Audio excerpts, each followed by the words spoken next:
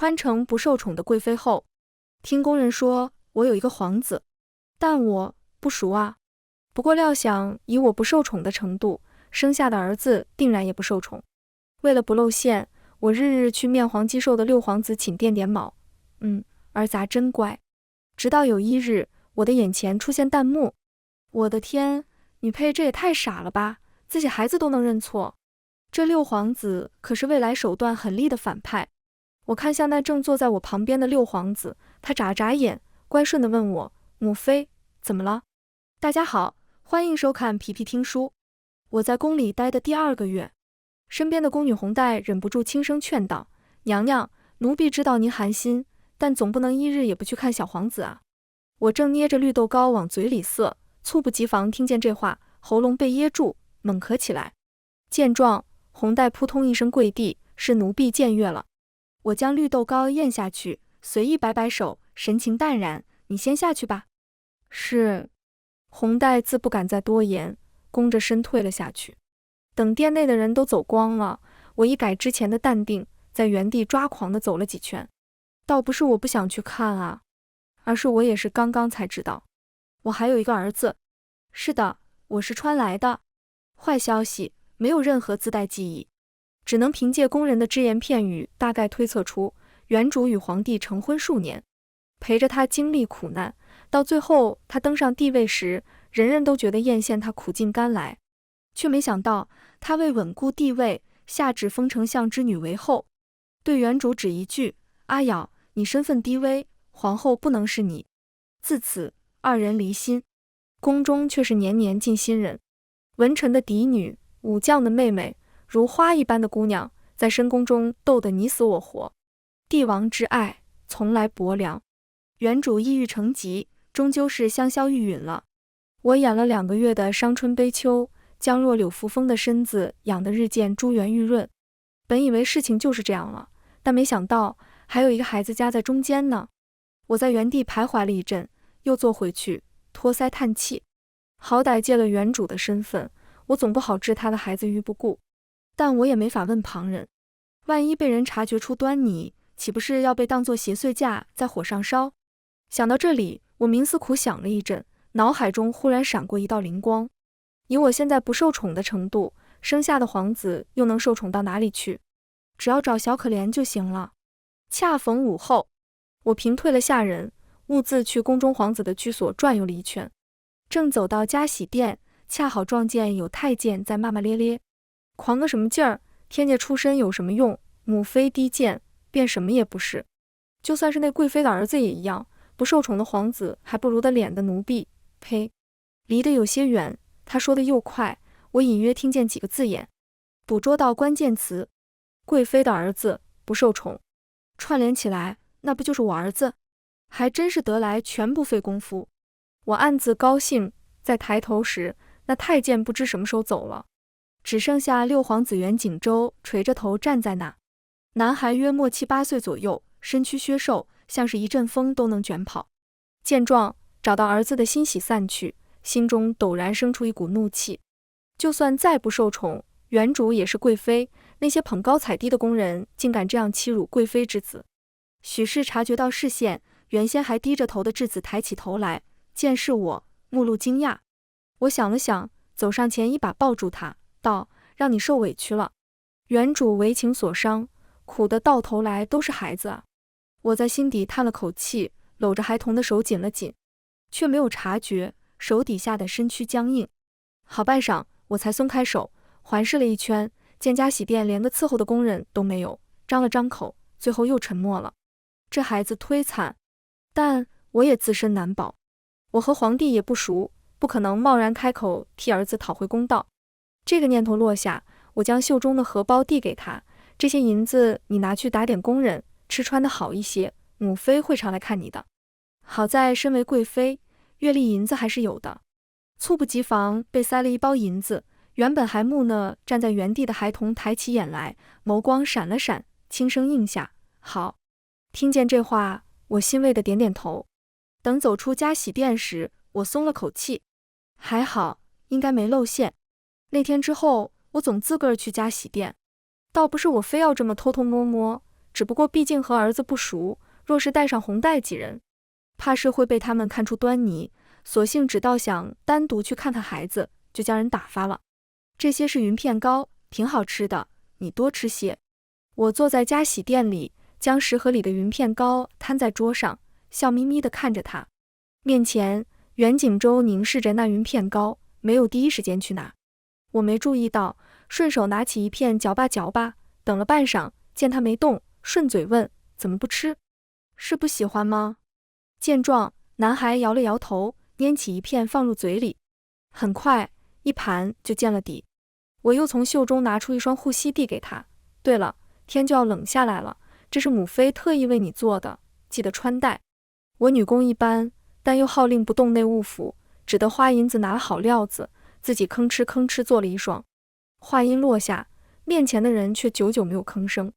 我低头瞅了一眼，针脚乱七八糟的，当时有些赧然，虽然丑了些，但保暖就行。深宫的冬日可是会冻死人的，自然一切东西都要提前准备。闻言，男孩蓦地抬起头来，对上我温和的视线，张了张口，似是有什么话想说，可到最后只低声道了一句谢谢。他的嗓音还带着几分稚嫩，我听得心头微软，捏了捏他的脸，咱们母子之间说什么谢？袁景洲，他的眼皮垂下，没有否认。这样的日子一连过了1个多月，我和袁景洲的关系近了一些。小孩原先还站在里头等我，时日久了，一听见动静就屁颠屁颠跑出来迎接我。只不过他好像从来没有喊过我母妃。我虽然有些奇怪，但也没多想，毕竟之前原主病了很长一段时日，听红带的口吻，也是不常去见这个儿子的。小孩子都认生，等以后熟悉了，自然就好了。我没把这事儿放在心上。直到1日，我去家洗店时，袁景洲正坐在案桌前看书，见到我来，他当即站起身来，黑眸亮晶晶地看着我。我心头好笑，走上前询问道：在看书呢？他点了点头。我欣慰地颔首，夸他：儿子真乖。说着，我将食盒放下，从里面拿出一碗八宝甜酪来尝尝这个。袁景洲已经很习惯我时常带东西来给他吃了，闻言从善如流地应下。好。我顺势坐在了一边，看着他吃，但就在这时，眼前忽然出现发光的弹幕。女配，你叫谁儿子呢？我的天，女配这也太傻了吧，自己孩子都能认错。这六皇子可是未来手段狠厉的反派。看清这些字幕，我顿时怔住。什么鬼？我认错娃了？身旁正在吃甜酪的人察觉到视线，抬起头来，眨了眨眼，乖顺地唤了声母妃。怎么了？我盯着面前的小孩，心底翻起惊涛骇浪，面上却仍保持淡定。没事，你安心吃。我忽然想起宫中还有些事，就先回去了。我的语气寻常，袁景洲没起疑，只动作微顿了一下后，自然地放下手中的碗，状似不经意地问：好，那明日母妃还来吗？一声又一声乖巧的母妃，喊得我心间发紧，几乎不敢看他期待又渴求的目光。心虚之下，我硬着头皮回：看情况吧。等离开家洗店的时候，我近乎是落荒而逃，脑袋中一团乱线。怎么可能呢？那天我明明听见那个小太监说他是贵妃的儿子呀。等回到寝殿，红带几人迎了上来，红带率先发问：娘娘，您又去看武殿下了吗？一旁的翠环笑盈盈地接上一句：想来武殿下定然很开心。从前武殿下便总偷偷来这边瞧娘娘，只是娘娘病着，也不肯见她，不好叫她进来。我扯出僵硬的笑，之前一口一个小皇子，现在我认错人了，这群人倒是武殿下的叫，生怕我不知道自己的孩子不是六皇子，而是五皇子。弹幕疯狂刷过，五皇子，母妃来看过我了？我怎么不知道？好惨的五皇子，见过母子不和的，没见过母子不熟的。我内心的小人疯狂地撞豆腐，好半晌我才冷静下来，也没否认。想到什么，是探问了句：今日偶然遇见了六皇子，他母妃是谁来着？说来也是，我认错了娃儿就算了，六皇子难不成也不知道自己的亲娘是谁？若是一开始他便否认，我也不至于错到现在才发现。见我提起六皇子，红黛愣了一下，而后面色有些古怪地回道：娘娘怎地突然提起他？六皇子乃是外族美人所生，听人说那美人行刺陛下未遂，被打入冷宫后发觉已有孕，他神志不清，险些掐死刚出生的六皇子，所幸被宫人发现，将六皇子抱出，不过陛下也不喜他就是了。说到这儿，翠环抿了下唇，多说了一句：那六皇子也是个可怜的，没了娘，也不受陛下疼爱，能在宫里活下来也是不易。我沉默着没有说话。难怪，渴望爱的人自然不会拒绝送上门来的温暖。但现在问题不在这，我明日还是得去照看一下原主的孩子才行。这个念头堪堪落下，宫门外忽然传来动静，一个宫女急匆匆地跑进来，神色慌张道：娘娘，不好了，武殿下病了，说是突然吐了血。我猛地站起身，什么？我还没去看，那孩子就要嘎了。起得太急，眼前一黑，又跌坐在原地。不会吧？我呆望着来传信的工人，虽说这孩子本与我无关，原主自己也不见得多关注这个孩子，可如今到底是我占了这具身体，对这个无辜的孩子总归有看护之责，却不想一时疏忽，竟酿成这样的后果。见我面色发白，红黛眉头紧皱，安抚道：娘娘莫急，咱们这就过去看看。娘娘午后才去瞧过，想来武殿下应没有病得很厉害。我一时失语，我看的那是六皇子，不是五皇子啊。可现在也没办法解释，我压下起伏的情绪，连忙带着人往红兰殿去。红兰殿与我所住的朝阳宫离得有些远，紧赶慢赶也得1刻钟。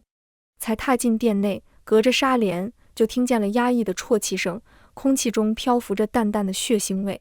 心下登时一沉，但环视一圈，竟是没有太医。太医呢？我扭头质问，一旁伺候的嬷嬷宫女纷纷跪下。回贵妃娘娘的话，太医已经去请了，但皇后娘娘那边说三殿下突发恶疾，病症古怪，和宫太医都在那。我的眉心一皱，胸膛里的火腾的一下就起来了，这是要弄死这孩子啊！我上前一步，撩开纱帘一角，躺在里面的少年约莫11、12岁，生得俊秀清俊，只小脸惨白，双目合着，似是在经历什么痛苦，眼皮下的眼珠子不断滚动。所幸我前世是学医的，上前检查了一下他的瞳孔，见情况还不算太糟，心中稍稍松了口气。就在我要抽手时，衣袖忽然被一只瘦骨伶仃的手拽住，低头一看，就见原本还闭着眼的少年不知何时睁开了眼，正呆呆地望着我，嗓音虚弱：阿娘，您来看我了，是不是我要死了？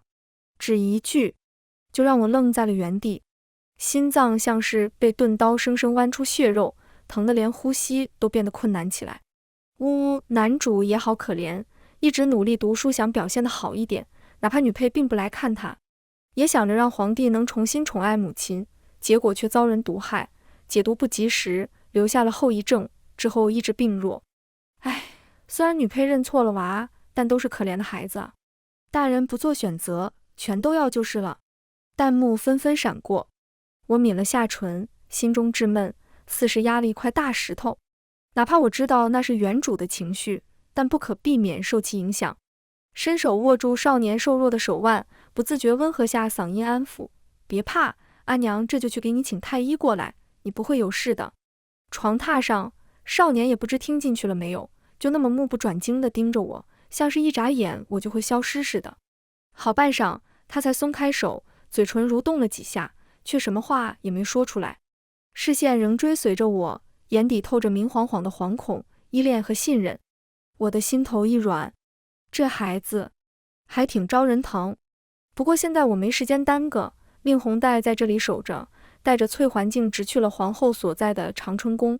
长春宫灯火通明，见我来势汹汹，守在外面的长侍姑姑面色不善地上前拦住我道：贵妃娘娘留步，皇后娘娘此刻不见客。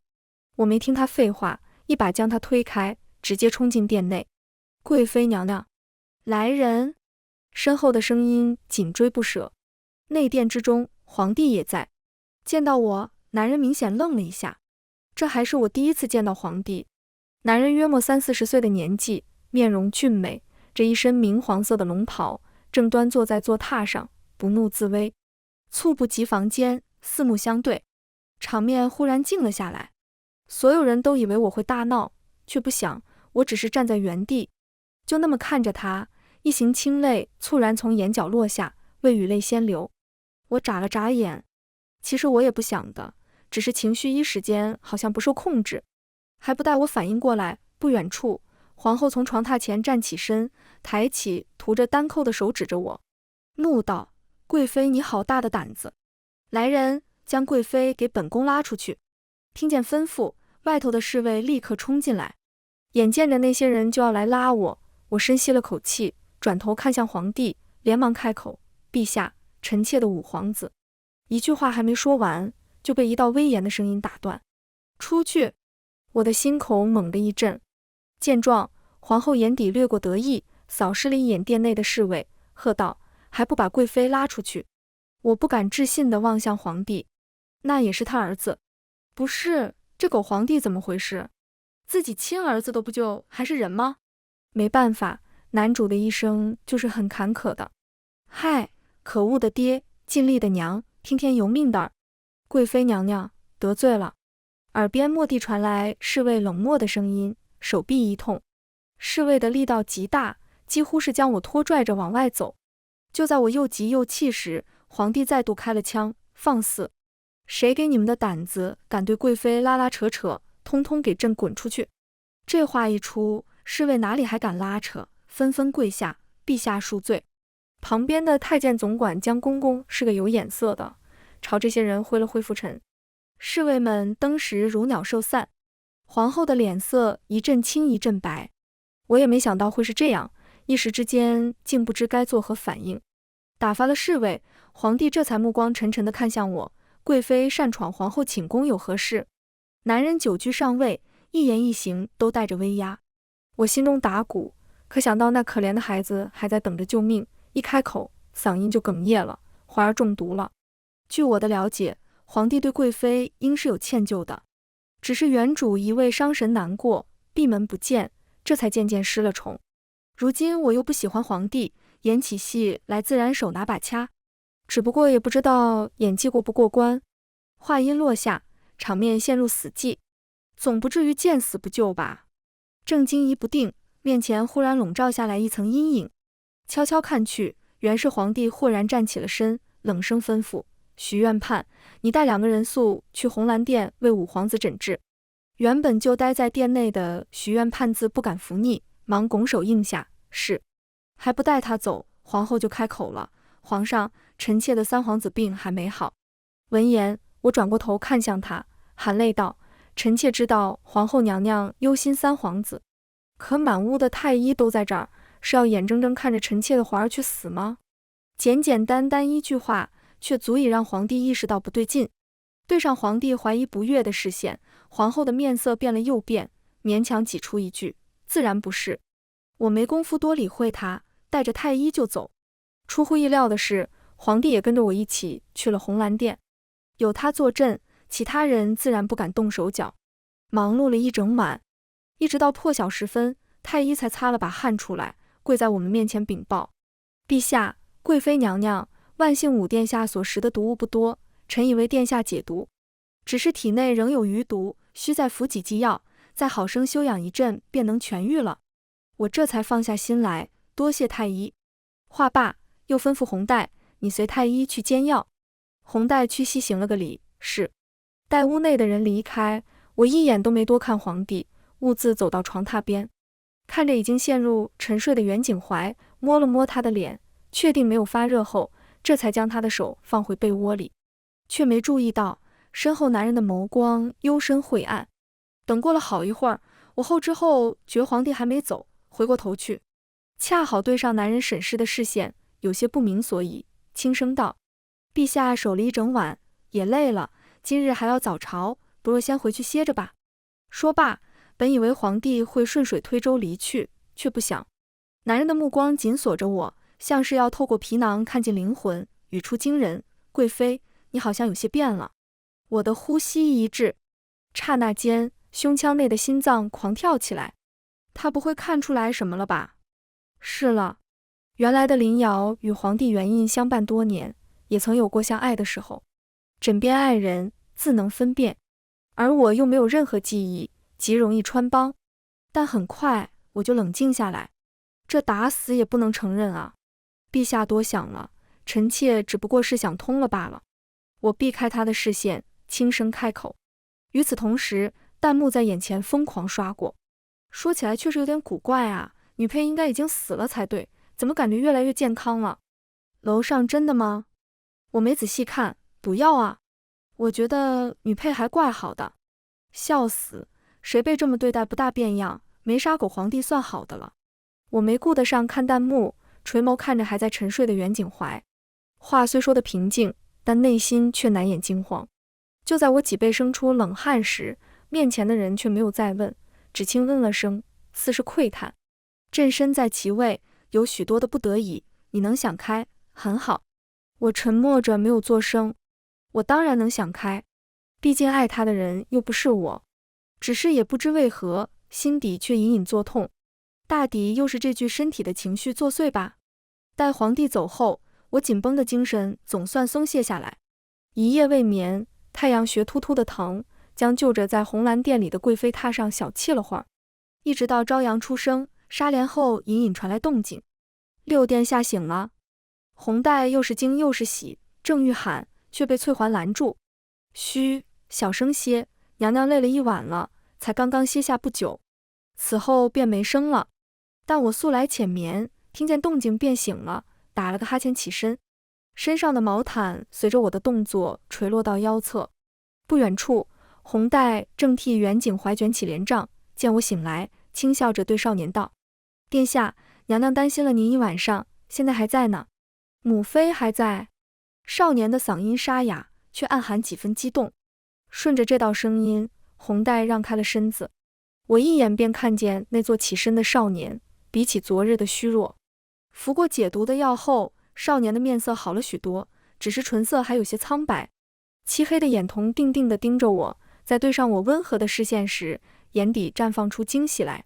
儿臣问母妃安。说着，他就要起身给我见礼。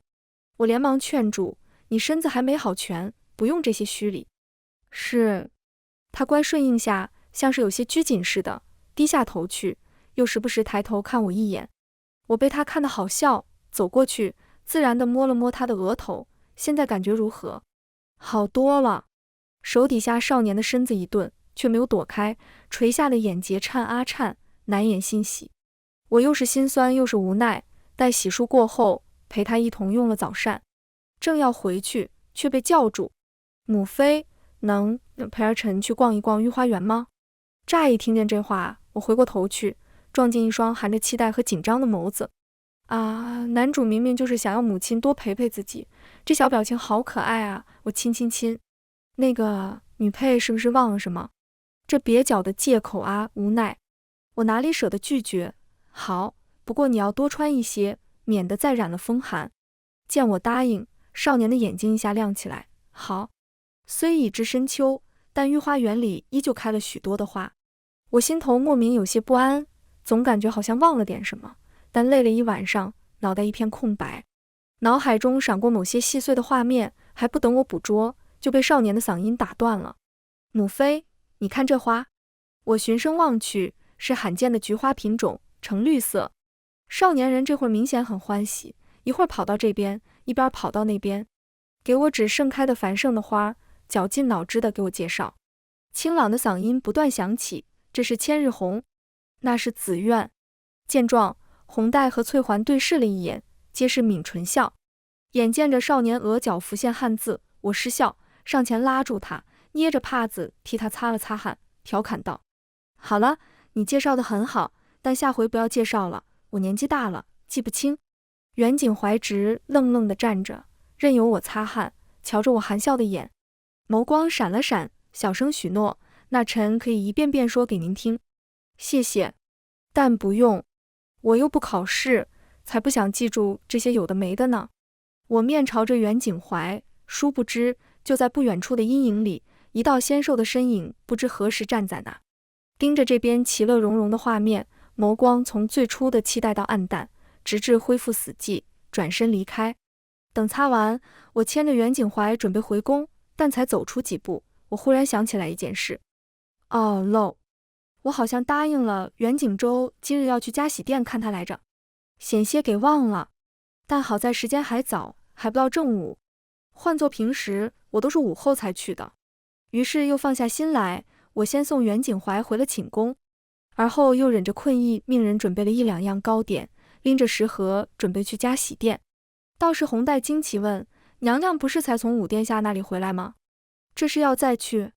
我打哈哈，忽然想起他爱吃这些，我再去一趟，你们就不必跟了。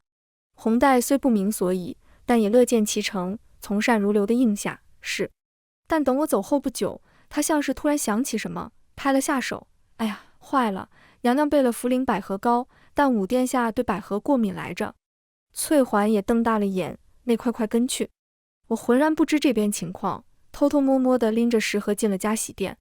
本以为小孩会像之前一样出现在院子里迎接我，但出乎意料的，一直到我推开宫门进去，也没有见到人。跑哪去了？难不成是出去玩了？我径直走到寝殿，想着放下糕点就走，但推开寝殿门的那一刻，就看见一道瘦弱的身影蜷缩在床榻上，他背对着我，脊背隐隐在发颤，莫不是也病了？想到这里，我连忙放下糕点，走进床榻，下意识关切道：“啊，你怎么了？”庶母怎么不算是母亲呢？话音落下，原本还在发颤的人儿登时僵住了，呆呆回头，看清他的模样，我也愣住了。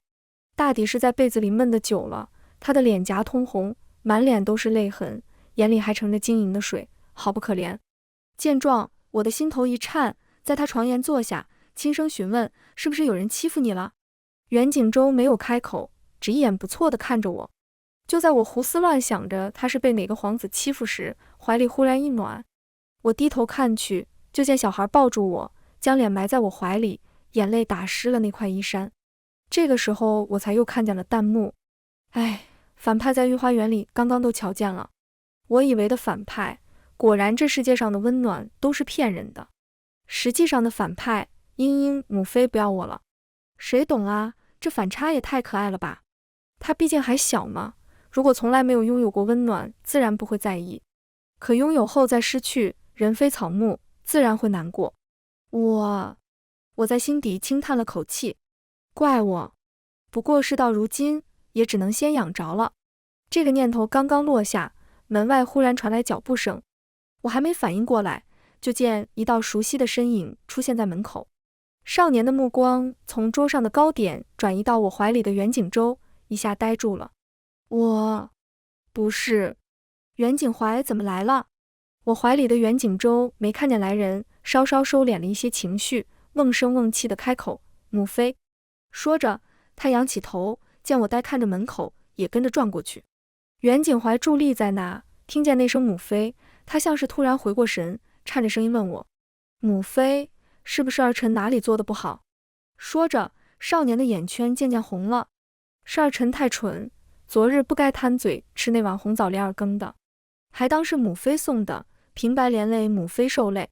一滴泪从那张苍白的面上滑落，之后便是更多泪珠如雨下。我一时手足无措。不是啊！我简直要抓狂，想放开袁景周，可一低头，小孩的眼泪也冒了出来，泪眼汪汪地抱住我，不肯撒手。救命！男主和反派这梁子算不算是从小就结下了？我看过为女人大打出手的，没想到还有抢母亲的。男主磨刀霍霍，这是我母妃。我的咆哮！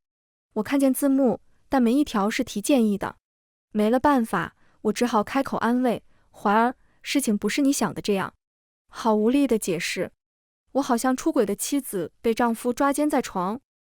不对，认错孩子，结果被亲儿子抓包。这天底下还能有比这荒谬的事吗？但袁景怀却信了，他顺着我的视线看向袁景周，目光隐隐透着审视，那是六皇帝博得了母妃怜喜。我是也不是，主要是你母妃我认错了娃，但这肯定是不能讲的。我硬着头皮开口，算是吧。闻言，袁景怀沉默下来，又扫了一眼那边的红漆食盒。我一个机灵，果不其然，下一刻就听见少年黯然的嗓音。儿臣听红黛姐姐说，母妃之前来看了儿臣多日，还时常带些吃食，可儿臣却从来没有见过。我的心脏一抖，头皮发麻，要命了！就在我不知该如何解释时，怀里的人儿蓦地开了口：“都是我的不是，贵妃娘娘本只是好心来看望我，见我这里什么也没有，又饿着肚子，这才怜悯我一些吃食。是我起了贪念，妄想若我也有母妃像贵妃娘娘一般就好了。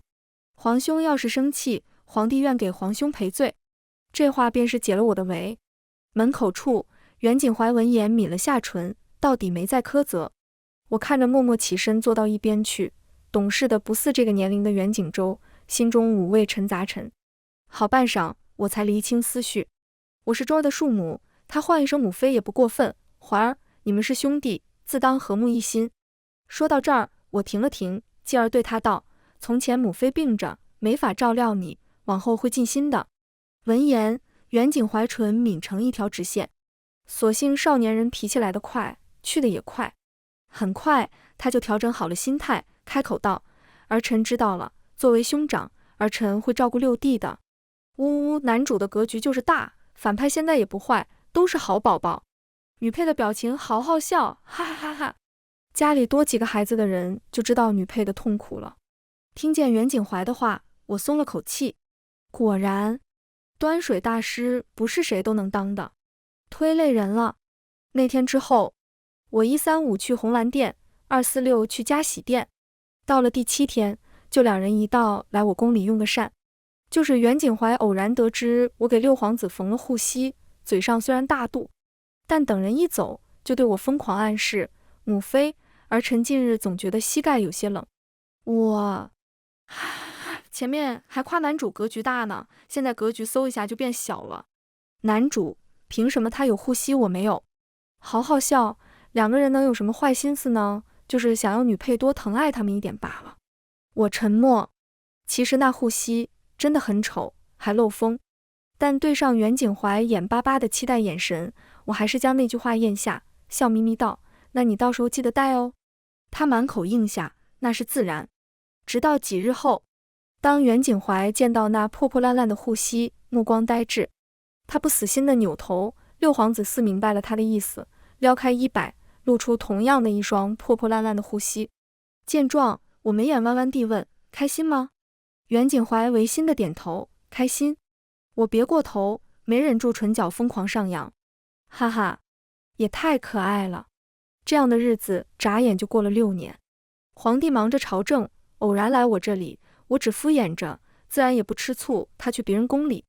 毕竟我对他完全没有什么好感，能将陪伴多年的发妻贬妻为妾的男人能是什么好东西？照例吃吃喝喝，偶尔去看看2个儿子，他们都进了国子监读书，只有放假时才有闲暇。又是一年冬日，到了年关，京城落了很大一场雪。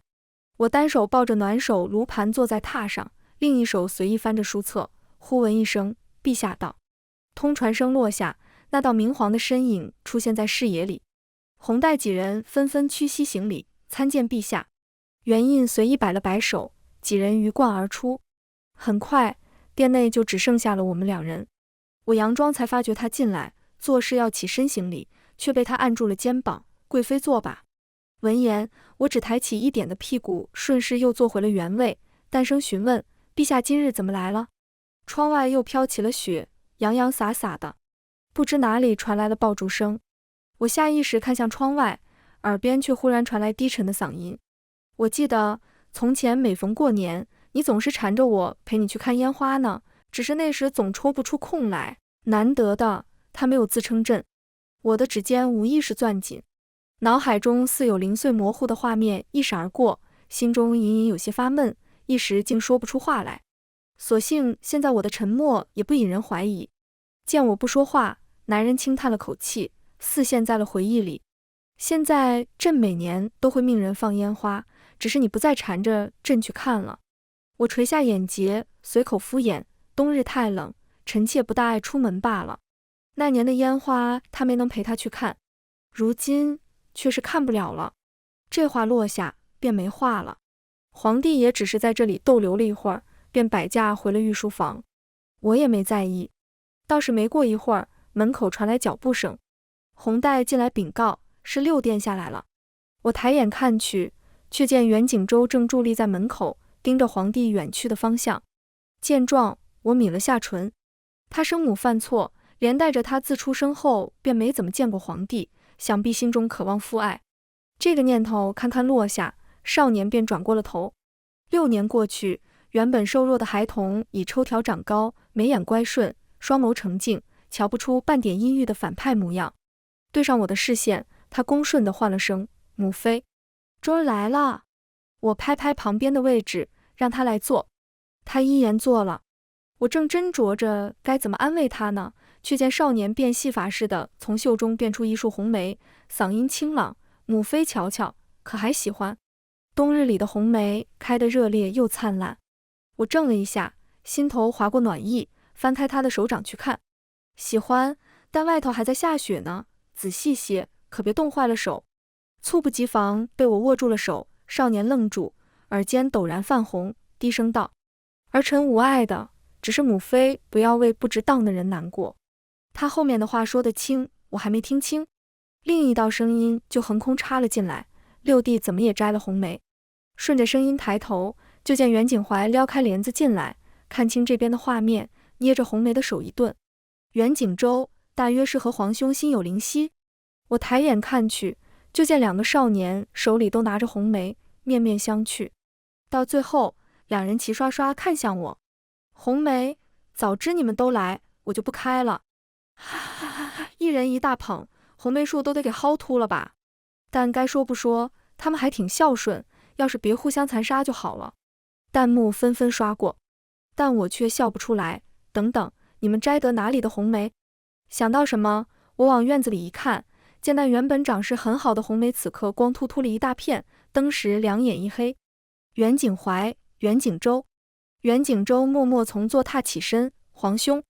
2人对视了一眼，将红梅往宫女怀里一扔就跑了。我被气笑了，真是哄堂大笑。这个年在闹腾中过着，但还没过完，皇帝就病了。听人说是积劳成疾，在家宴时又饮多了酒，竟致昏厥。一时间朝堂风起云涌。所幸袁景怀在经历中毒一事后，懂得了藏拙，样样不出挑。袁景周在宫中本就不受人重视，更是低调。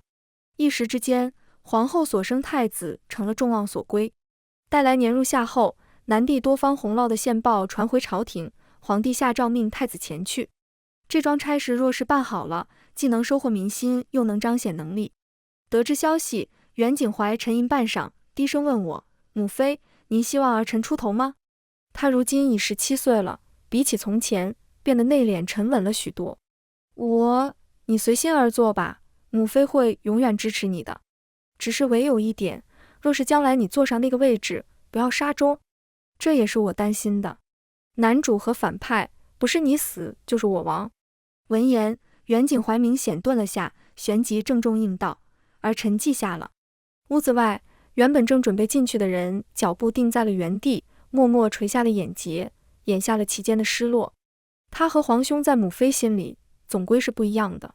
此后的1年里，朝廷风云变幻，皇帝病重，太子监国，本该是风光无限的时刻。但就在这时，皇后母家被御史台弹劾，一连10几道罪行砸下来，草菅人命，贪污灾款。皇帝大怒，下旨废后废太子。与此同时，六皇子请命亲自去了南地，解决了一桩牵涉甚广的贪污案，又解决了洪涝问题。一时之间风头无两，不少朝臣都注意到了这个原先不受宠的皇子。袁景怀入了刑部，专职断案，全然与朝局混乱中心分离开来。我心中隐约觉得古怪，但又说不上来。又是1日，我正吃着牛乳糕，洪代神色慌张地进来：娘娘，六殿下回京路上遭遇刺杀，跌下悬崖失踪了。这些时日，因着我将2个孩子视如己出，洪代他们也将六皇子看作了自己人。如今袁景周出事，他们自然也着急。话音落下，砰一声，碟子摔落在地。我怔怔地看着滚落在地的糕点，一时失神。许是两人都不在我身边，滚动的弹幕也很久没有出现过了，心中的不安逐渐放大。我单单只知道二人的身份，但又没有看过主要剧情，自然不知道他们会经历什么。环儿是男主，自然不会死，但周儿不是啊。我急得团团转，最后没办法，只得去找了皇帝。承前殿内，皇帝的脸色不太好，短短数月未见，他眼下乌黑，消瘦了许多。太子被废，其他的皇子或年少或夭折，如今倒是只有袁景怀和袁景周二人相争。见到我来，皇帝似乎并不意外，他正襟危坐在御桌之后，眉目倦怠。贵妃来了，臣妾见过陛下。我扶了扶身，他朝我招了招手，我犹豫了下，还是走上前。男人的大手附上我的手背，带着些微的凉意。朕有意让环儿当太子，你觉得呢？陛下自有决断，臣妾不敢置喙。闻言，男人罕见地卡壳了下，旋即眉眼浮现无奈。我不想听这些有的没的，直奔主题。陛下，六皇子如何了？宫里的事先少能瞒得过他的。元印自然知道我与六皇子走得近。闻言，他只多看了我一眼，像是有些讶然，暂时没有消息。我面露失望，请辞离去。但还不等我走出几步，身后忽然传来沉闷的声音：哎呀，当年你说是来爱朕的，可你为何忽然又不爱朕了呢？只是一个皇后之位吗？我的脚步一顿，当然是因为攻略任务失败了啊。其实就在不久前，我就想起来了，当年我在现代死后，作为攻略者来过这个世界，成为了书中的炮灰女配，与身为四皇子的元印相伴数年。可在他称帝后，我却没有当上皇后。这倒不是最要紧的，只是好感度始终没有达到要求。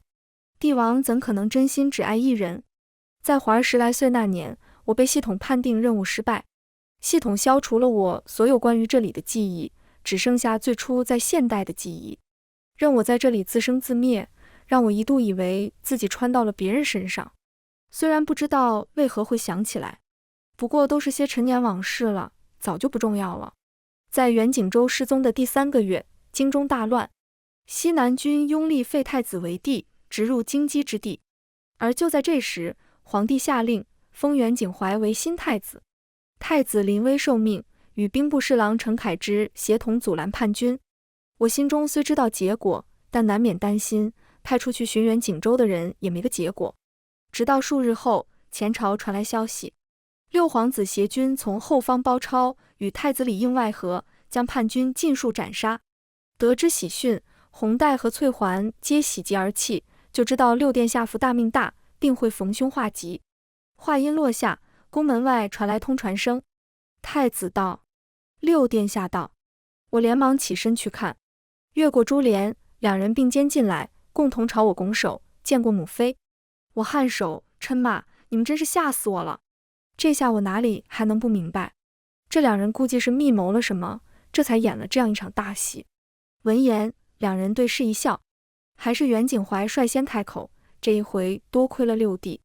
袁景周倒是谦虚，皇兄足智多谋，皇帝只是尽了绵薄之力罢了。我听着他们商业互吹。就在这时，久违的弹幕也出现了。哇靠，这是怎么回事？男主没和反派开撕？别说，还真别说，男主心思深沉但不失人厚，反派手段狠厉但保有赤诚，两人在一起简直王炸。那个好像无论谁当皇帝，女配都是太后吧？死丫头命真好，让我演2集。我敏锐地捕捉到最后一条，还真有点期待。